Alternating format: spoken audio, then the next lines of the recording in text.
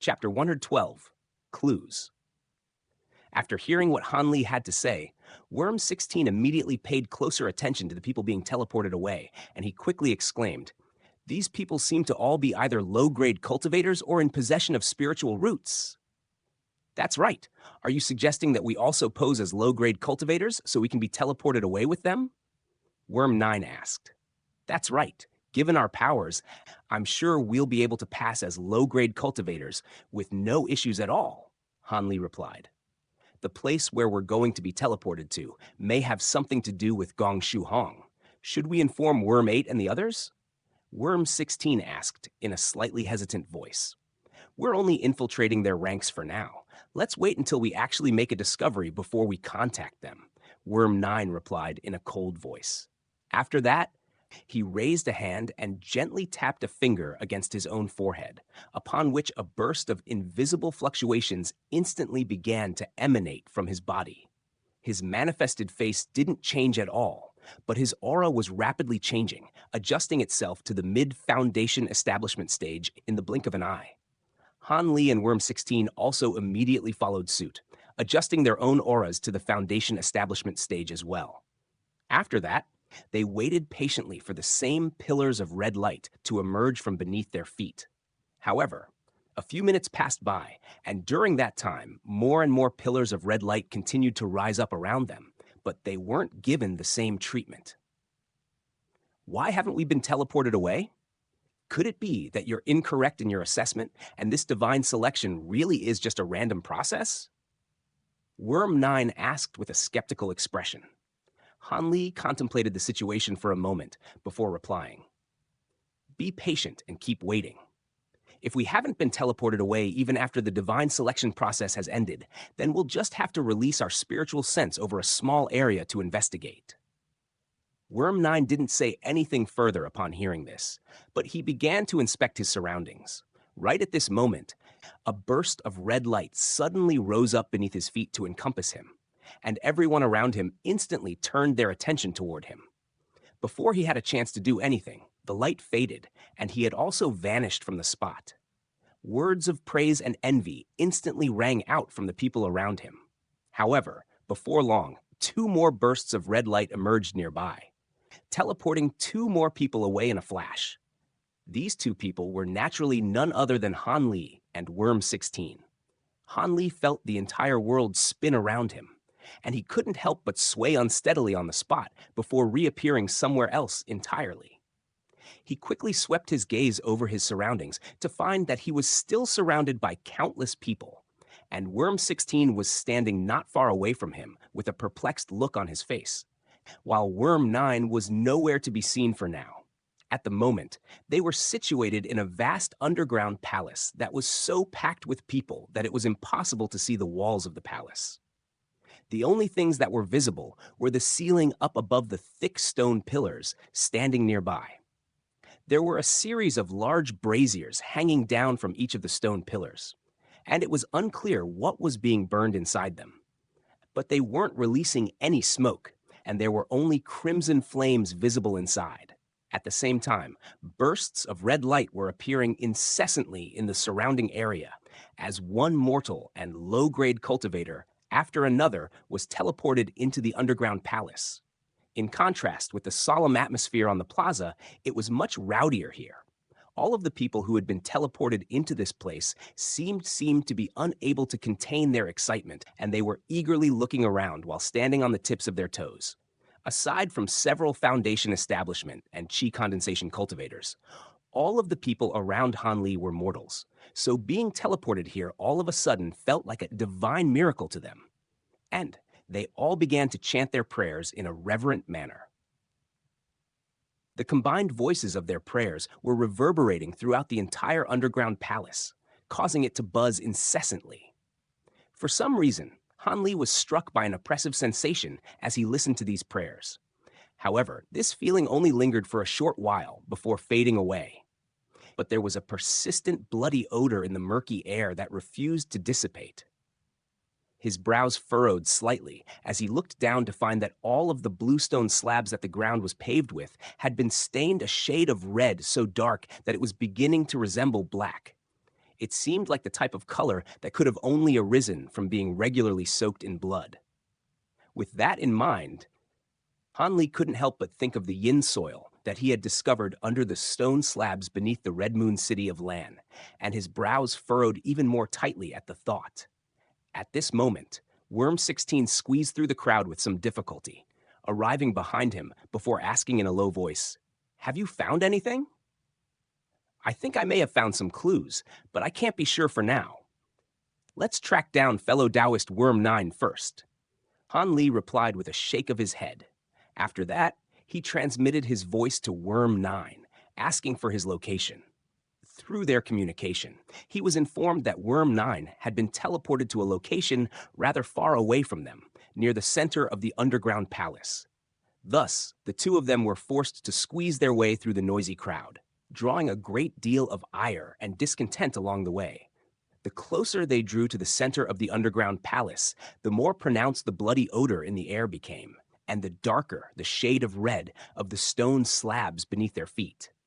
By the time they arrived at the center of the underground palace, the color of the ground had almost turned a shade of dark purple. Han Li looked up to find a statue that was over 30 feet tall up ahead, and it depicted none other than Gong Shuhong. Near the statue was a stone platform that was around 100 feet in size, and it was only protruding slightly above the ground. The platform was completely empty, with the exception of a short yet extremely muscular man. The man was wearing a purple robe, and there was also a crimson moon design embroidered onto his chest. His eyes were half closed, and his aura was restrained. But Han Li could sense that he was a layman immortal. Han Li and Worm 16 made their way over to the edge of the platform, following which the former's gaze lingered on the layman immortal for a moment before he turned to look beyond the statue. Someone also squeezed their way out of their crowd in that direction, and it was none other than Worm 9. He had naturally also spotted Han Li and Worm 16, yet right as he was about to make his way over to them, the layman immortal suddenly raised his head before briefly inspecting his surroundings. Moments later, the man withdrew his gaze before looking directly up ahead as he began to speak. "Everyone." As soon as his voice rang out, all of the commotion in the area instantly ceased, and the entire underground palace became extremely quiet as everyone directed their attention toward him.